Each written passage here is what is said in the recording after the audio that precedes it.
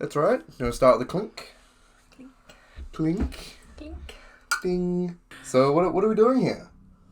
Well, you're explaining to me different political terms that I don't quite know. So, you're really into politics. Only a little bit. I'm really not. But, the election coming up. There's an election coming up? It's probably time to learn. I've only voted twice. Did you even vote for mayor? I don't think so. So you've made a list of things, right? Like questions, or like what is this list of? So it's kind of explaining some commonly used terms and just things you hear quite often, in the debates and the arguments and even just the news reports and things. Right. This could be a bad list. I haven't looked at it. Good luck. So what do you have? What's the first question? So the first one, and kind of if you could answer it and relate it to New Zealand politics, right? But what is left-wing and right-wing? What's the difference? Right. It's one of those things where it's like, it's so easy to what it is, but it's hard to explain what it is, right? I don't know what it is. So do you know who is the left-wing and right-wing? Do you know that? No. Okay, so Labour, or in America, the Democrats, they're left-wing. The Green Party, they're left-wing. Yeah. And right-wing, or another word you could use is conservative, would be National or the Republicans in the States, or the ACT Party as well. That would be conservative right-wing. It's the idea that what's the word? Philosophy? Philosophy. The philosophy would be that you can fit everyone on a spectrum from left to right with what their politics are, right? Being in the middle is you'd call centrist. Yeah. And then you get the more left you go. The more left-wing you are, the more right you go, the more right-wing you are. Right. And it's a bit, I don't want to say outdated, but it's a bit limited in your discussion, right? Because you can believe in left-wing things and right-wing things at the same time, right? Yeah, but it's kind of like, oh, it's this or that. Yeah. You can't have both. Yeah, so it is a bit of a more binary way to talk about it. But I think at the end of the day, if you believe in some things that are left-wing, you probably believe other left-wing things too, just because they're consistent. And I think if you don't, like someone like Winston Peters in New Zealand, he kind of picks and chooses from both sides. Oh, okay. And it kind of goes, well, why do you believe that? It seems a bit inconsistent. Right. Right, Okay. so a left-wing person or a liberal person, would probably be thinking more pro equal rights, more equality and stuff. Okay. But maybe they would care more about giving more handouts to people, maybe giving more more about benefits for less wealthy, taxing the rich more, things like that. Okay. And right wing would be the opposite of that. Awesome. Thank you. Ready for question There will be a number 2? test at the end. Oh no! Who is the Governor General? I actually don't know their name. Should we Google who the Governor General is? Yeah, let's do it. So that's the Governor General. It's her. Next question. What does she do? We have a democracy. We have a parliament and a government and all that good stuff, right? They all hang out the beehive and they do stuff, right? Yeah. But above that is the monarch. Is the king, right? And all rights of government come from him. So all the power that the parliament has is for his goodwill that we have that. And he said it's okay. And he gets to sign off on all our laws that he could not sign a law. So let's say tomorrow the government passes a law about whatever. Yeah. Banning wine glasses. Wine glasses are now illegal, right? How dare you? Well, that's what Charles says. He's like, not on my watch. And he says, I won't sign that law.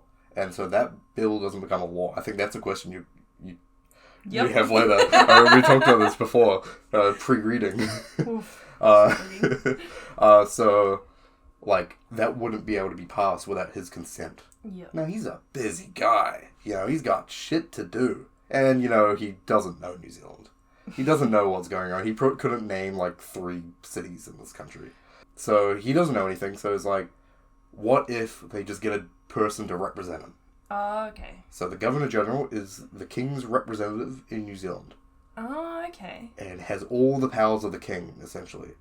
and he handpicks them. Oh. But actually what happens is the Prime Minister handpicks them, and then he rubber stamps them. He goes, okay. Yeah, and that's how it always is. And they elect them every 5 years. Oh. So it's on the Prime Minister's recommendation. It's either Prime Minister or Cabinet in general. Yeah. But, it's the government goes, this person's going to be the Governor General. Right. And it's a very figurehead ceremonial role. Yeah. Their job is to go cut ribbons and do that type of ceremony stuff. Yeah. And then there's like a governor's mansion. There's one in Auckland. There might be one in Wellington as well. I'd assume there would be. Oh. But there is one in Auckland. I've been there before. So she gets to be there till 2026. Oh. So I'm pretty sure, Jacinda picked one just after she got elected. That's just how it lined up. Right. So then Labour got 2, essentially. But at the end of the day, it doesn't matter. Yeah. Because they don't really put anyone too crazy in there. They kind of get like some level of respected person. Oh, okay. And it's the same in a lot of other countries. Like Canada has a Governor General and stuff. Right. Things like that. Yeah. The next question. Yeah, what do you got? I hear this all the time, and I think I kind of know what it is, but what is a coalition? Right, so like, what do you kind of know what it is? Is that when the parties, like you have the one that has the majority votes, and then you get the next one down, and they're kind of like, we want to work with you, and then they take their votes, and then they win? Yeah, kind of. So, we vote in for all the MPs, right? And they fill up Parliament. So there's 120 seats in Parliament. Yep. So we go and vote for our parties, like party votes, electorate votes, and all that stuff. And then they all get their seats in Parliament. There's 120, and then the majority people in Parliament get to choose who gets to be in the government. So which is, they sit in the beehive, and they become the Prime Minister or the ministers and all that stuff, right? Yep. So they're 2 different bodies, but one of them is made up solely of all the members of Parliament. Oh. So the executive or, the people, the beehive, the government, they're made up only of people from Parliament. Okay. And so you need to get 61 seats to be able to have that, right? Because they have that majority. Yeah. Now, other than Labour in 2020, no party's ever got that. Right. In New Zealand, like MMP history. Oh. Since we had the MMP voting system in 1996. So because no one's ever got that majority by themselves other than Jacinda in 2020, they have to form coalitions or some level of working groups to get to that point. Right. So they have to get you got to get all your friends together and you got to get to that 61 seats. Right. So multiple parties working together to get there.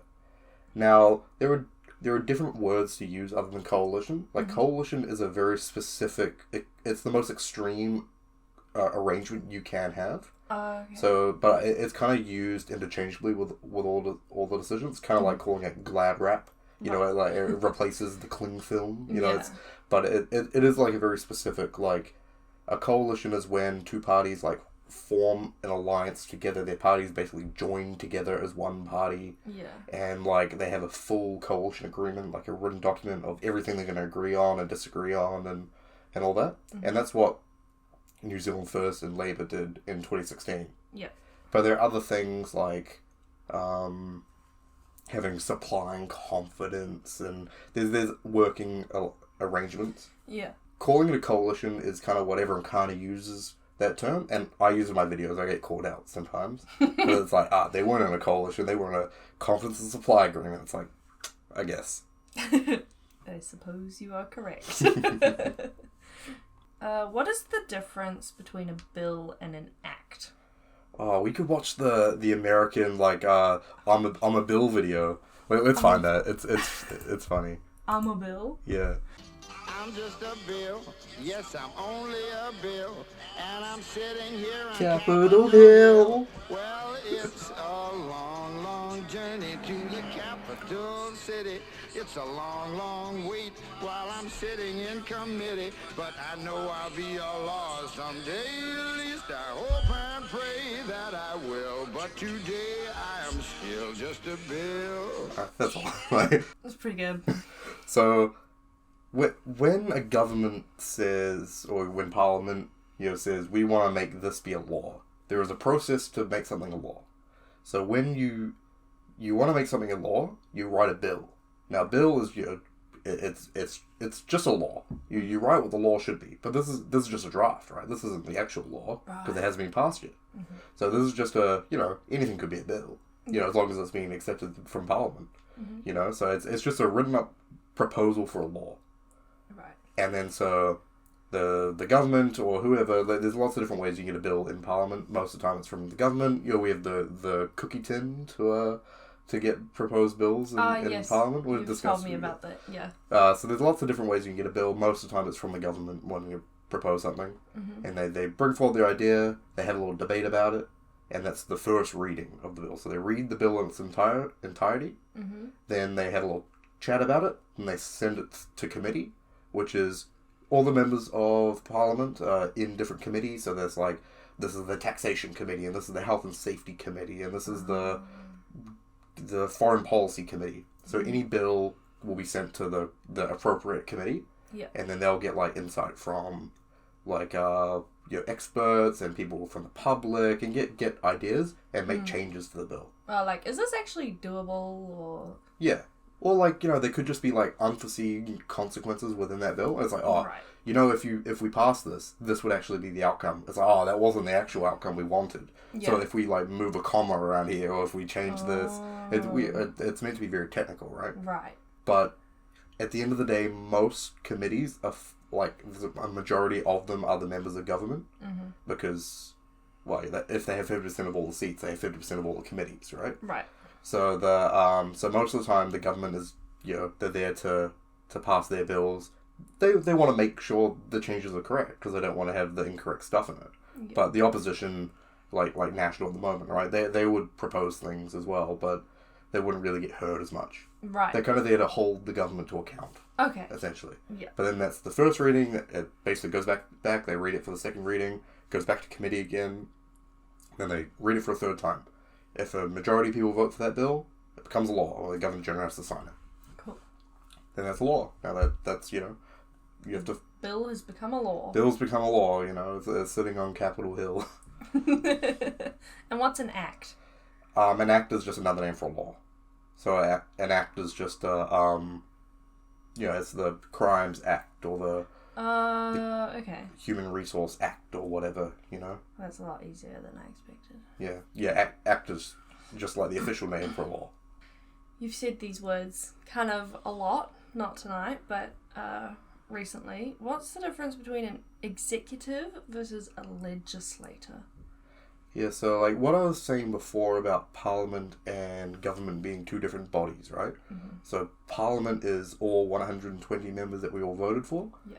And the government, or the executive, is the 61 plus people, that make up the government, right? Yeah. And all the ministers and the deputy ministers and all that, they're in the executive. Yeah. Now the difference between a legislator and the executive is the legislator passes the laws, and the executive carries out the laws. Ah. Right, so if you think that, all the people who work for the government, most of them, they work for the executive, so the police, all the government agencies of Ministry of Justice and Ministry of Finance or Social Development, they're all part of the executive. Okay. They all work under ministers, then under the Prime Minister. Right? Okay. But the legislator, they're the ones that pass the laws. Ah. Now, in a country like the States, they have two different bodies, right? They have their legislator, but then the president isn't a part of that legislator, so they have it separate. But parliaments around the world, they work like what we do, with they're made up of members. The executive is made up of members of the legislature. Yeah. You mentioned this word one time, ages ago. Damn. And I don't even know if I'm going to say it right. You're just dropping slurs or something? What is austerity? Ooh, tricky. Man, maybe I'm going to get flamed for not understanding it properly. But when a government, when in times of trouble, mm-hmm. there's the economy's bad, kind of similar to now. There's arguments of whether should the government spend more money to get them out of this, but probably have to borrow it, mm-hmm. or should the government cut things, save their money, and go from there. Now, the cutting things and saving money, that's what we'd call austerity. Okay. So it's the idea that the government needs to save, needs to, and it kind of encourages the economy to slow down a bit. Right.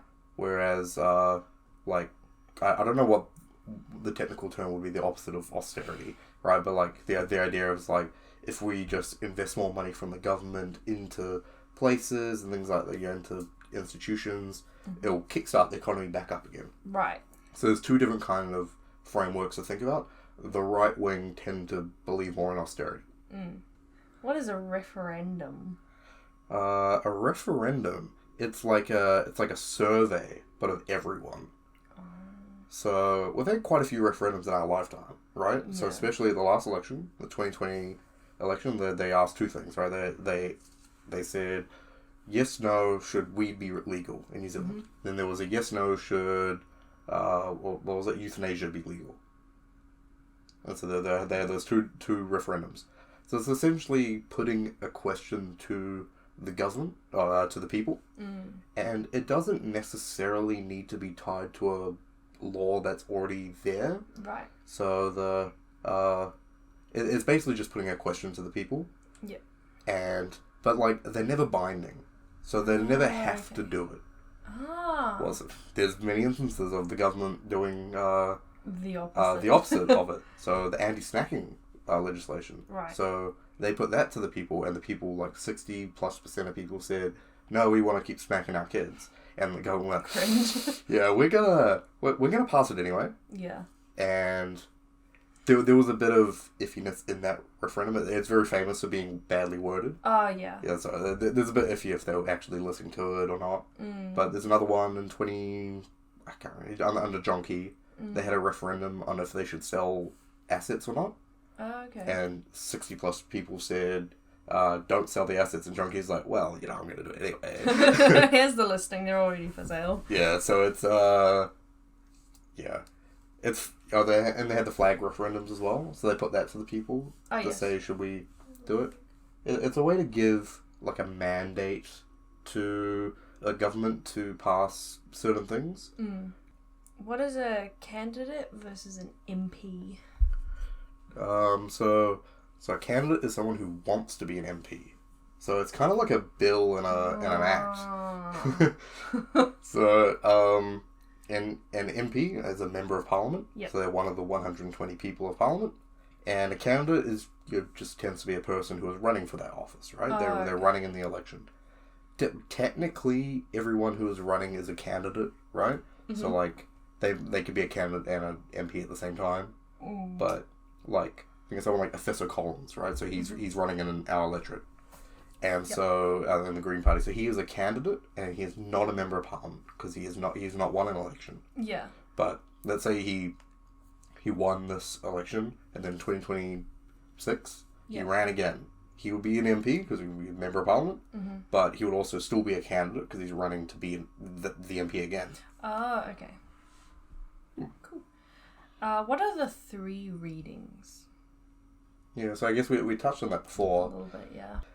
So they take their time to pass laws. So like when something needs to be proposed, as a proposed bill, it takes like a while, even a couple of months, even a couple of years, until it gets all the way to the end. And that's so they can take their time. They can ask people, the public, and things like that, because it's a big deal to make something a law, right? Yeah. And they don't want to just make anything a law. No. So it's a long process, and for good reason. There's ways to do it quicker, like under urgency and things like that. Right. But you still need to do the 3 readings even under urgency, I'm pretty sure. But it just takes they can do it quicker. Fast track them. Fast track them.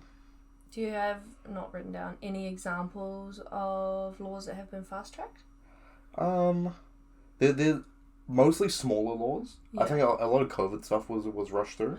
Oh, right. Okay. And then I think Labour kind of got in trouble for rushing through a few things, like, after COVID was kind of over with. And they were just like, well, we just want to get our stuff done. Yeah. And from their perspective, they're like, yeah, but we have all the votes. Yeah. They're like, so we could just pass everything quickly. And they were like, no, you got to follow the process. Oh, right. Yeah, But there's certain things just like with time constraints and stuff. Like, I'm pretty sure like they like changed like the alcohol laws when we had the Rugby World Cup here and things like that. Oh yeah, they did. Yeah, and like things like alcohol advertising and things like that. I think there was a big thing about that. I'm trying to remember. I think they did that all through emergency as well. But it's really just when things need to be changed because they're on a time constraint. Right. Yeah. The last one. The last Oh one. no. What is a caucus? It's not really a word to use in New Zealand. It's used a little bit. Yeah, I've heard it a few times. Yeah, so it's essentially a group of MPs who promise to work together, essentially. Now, and that's separate from their party affiliations. In New Zealand, it's not really separate from their party affiliations. It's like there's the Māori Caucus. Yeah. And that's essentially like the Māori members of the Labour Party is really. So Right. it's the Labour Party Māori Caucus, and essentially a little club within their party where they have a leader within that, and then they can share ideas, and it's kind of like them using their collective power together Right. to try to push an agenda. Yeah. Right? But then if you think in the United States, so they have their two different parties, right? But they're not bound to vote within the whole party like we are. Our parties really dictate and tell people you have to vote for this, you can't vote for that type thing. Right. For most things. But in America they don't have that, so they form a lot of caucuses. So they form a lot of caucuses, like there's the Democratic Black Caucus, and there's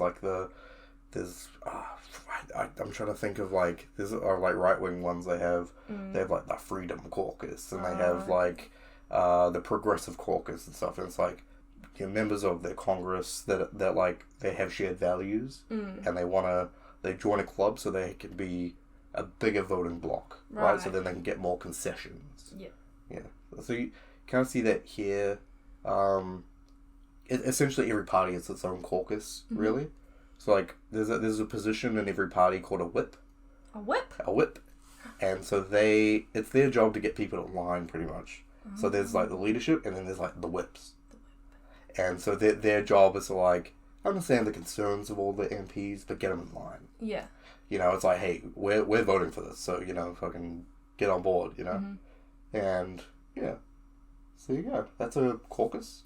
Do you have any lingering questions in the back of your head? Any bonus questions? I was about to say bonus Jonas. He doesn't like being called I wouldn't that. think so. I wouldn't like to be called the bonus Jonas either. Well, good thing I don't. I think that's about it for now, but I might have more later. Okay. Do you like being mansplain politics by me? Yeah. It's fun. Should we clink? Clink.